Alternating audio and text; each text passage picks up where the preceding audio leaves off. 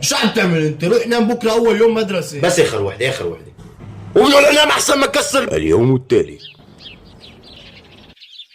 ابوي يقوم.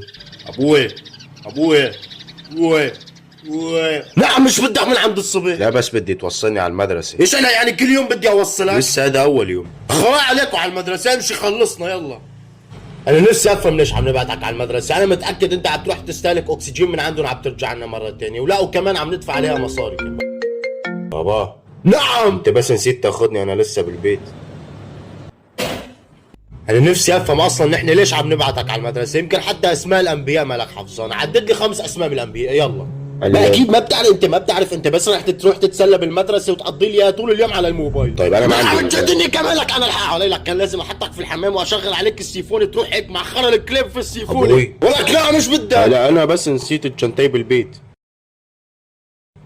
عادي يا ابني، كلياتنا من الاطوال المشكله. لا